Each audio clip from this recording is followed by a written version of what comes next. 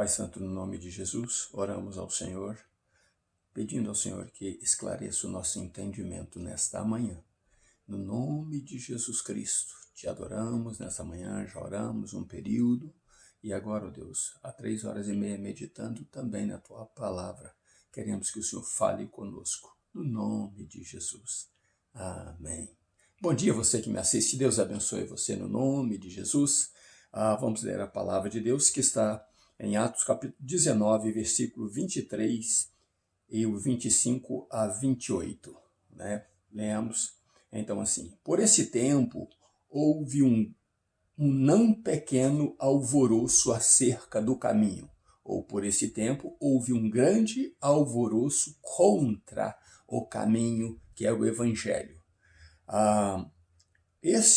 Ele, né, falando de Demétrio, uma pessoa, ele os ajuntou, bem como os oficiais de obras semelhantes, e disse: Senhores, vós bem sabeis que desta indústria vem a nossa prosperidade.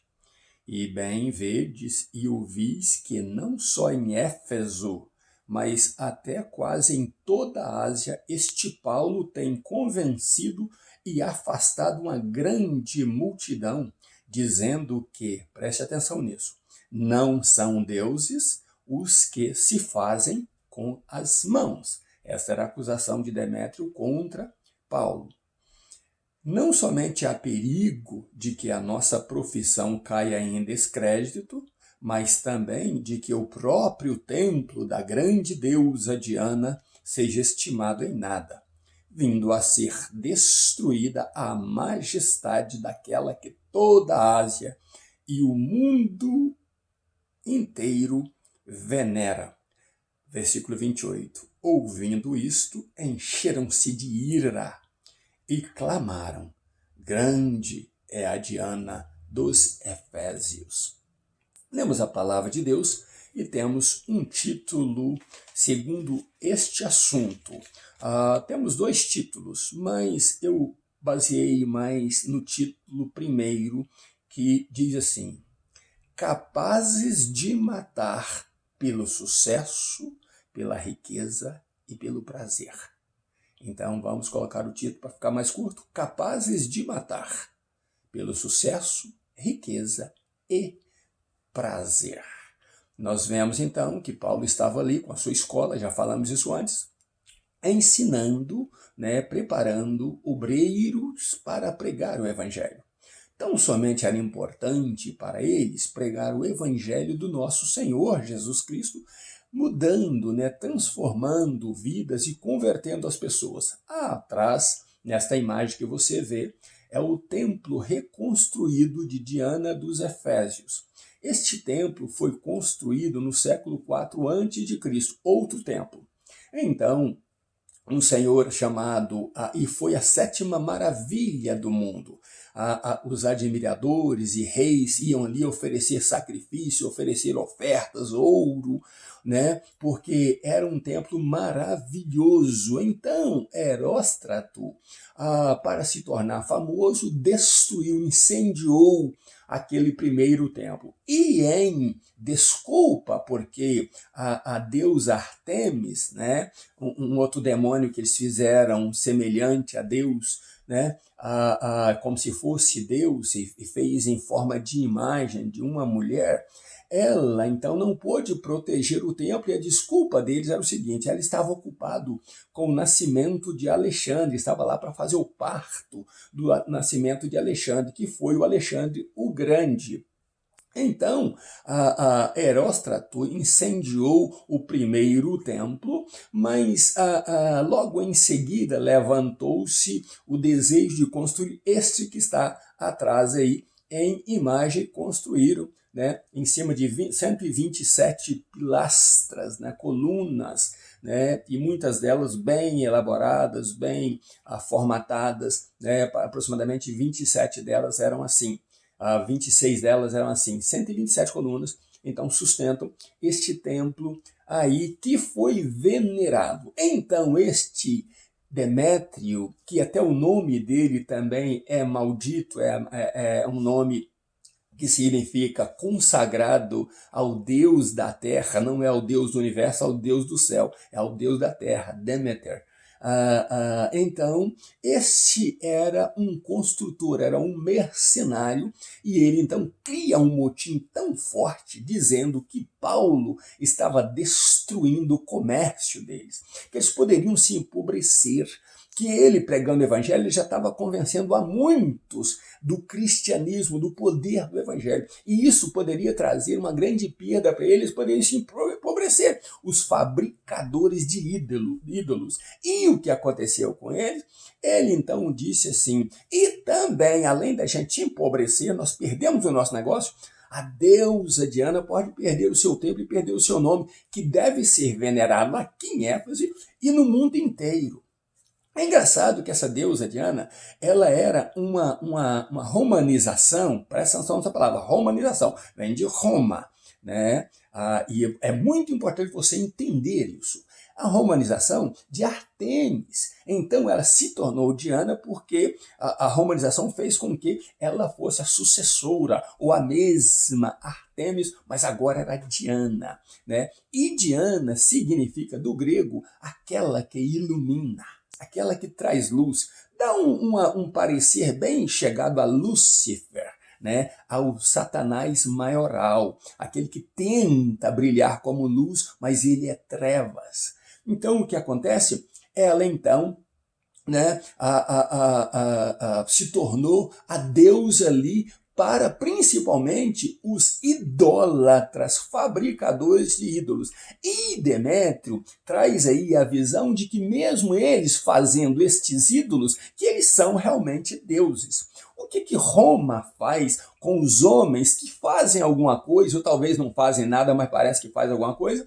E os que fazem também, Roma tenta, né, canonizá-los, santificá-los, criar ídolos destes homens para que estes homens sejam idolatrados no lugar do Deus verdadeiro. E Deus condena a fabricação de imagem de escultura, de imagem de homem, de imagem de répteis. E isso é abominação. E Roma faz isso e tem a prática de fazer isso. E os profissionais do ramo ganham muito dinheiro com isso e se enriquecem, criando ídolos que não são deuses, porque só há um Deus verdadeiro, Senhor do universo, Criador de toda a terra. Ele não é só Deus da lua, não. Ele é Deus do universo. É engraçado é que essa deusa Diana foi chamada também de deusa da agricultura, deusa protetora dos animais, né? Mas ela também era a protetora, né? Já que ela era deusa dos animais, ela era a protetora dos caçadores. Que ironia, que desequilíbrio é este? Que a que protege os animais vai agora ser protetora também, sendo deusa dos animais, vai ser protetora dos caçadores, né? É como se ela fosse protetora da natureza e depois, né, a deusa da natureza, e depois a protetora dos incendiadores das matas. Isso é a maneira que o diabo trabalha. Isso é a maneira que o diabo engana as pessoas. Então, esta foto deste templo que está atrás é uma idolatria. E hoje, né, expandiu-se isso no mundo inteiro. No México, chama a Senhora de Fátima. No Brasil, é a Senhora Aparecida. E tem a cidade capital dela, a Aparecida do Norte, onde os idólatras vão para lá com as suas idolatrias.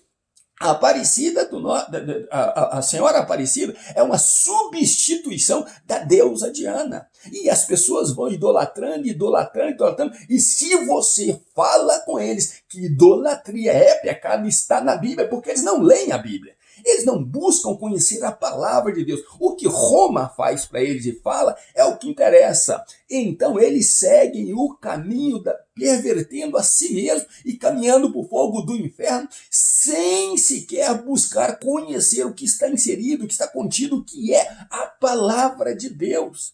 E isso as pessoas precisam abrir os olhos enquanto é tempo, porque no dia que você tiver que chegar diante de Deus, não haverá outro recurso.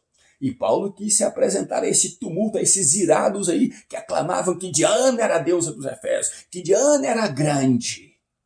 Só não foi grande quando incendiaram o templo dela lá de Artemis. Mas ela era grande. E então eles irados tentam pegar Paulo e sacrificar sacrificar Paulo. Sabe por quê? Porque nesse templo aí, o que rolava lá nesse templo em culto era sacrifícios e prostituição.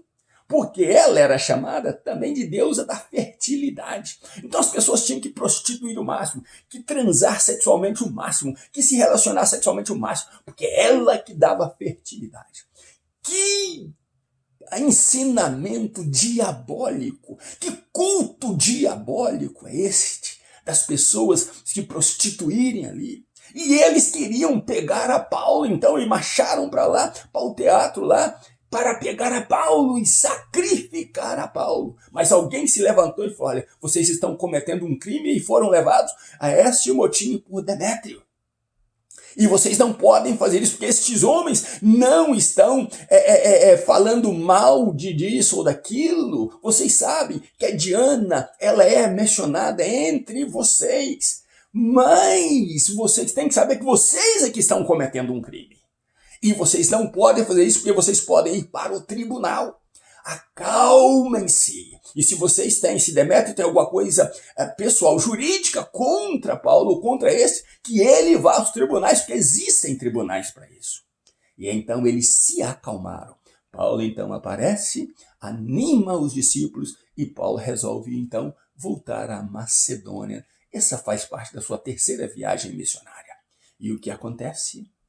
A paz volta ali para os discípulos pregarem o evangelho. Se você quer pregar o evangelho, se você quer ser um homem ou uma mulher de Deus, a primeira coisa, ore, jejue, pague o preço, estude a Bíblia. Mas não se calhe a essa idolatria, porque os idólatras são capazes de matar por amor aos seus ídolos. Hoje existem os ídolos políticos. Ainda ontem eu falava com um vizinho, e o assunto entrou na política. E hoje nós estamos vendo o quanto as pessoas se deixam levar pelo ódio, pela ira, por causa de um líder político, mesmo que ele seja satanista, mesmo que ele seja adorador do diabo, ele tem o respaldo daqueles que não buscam conhecer a palavra de Deus. O mundo jaz no maligno. Haja vista que houve uma macumbaria feita lá em Brasília, na posse do atual presidente. E o povo aplaude, chamando Satanás para governar o Brasil.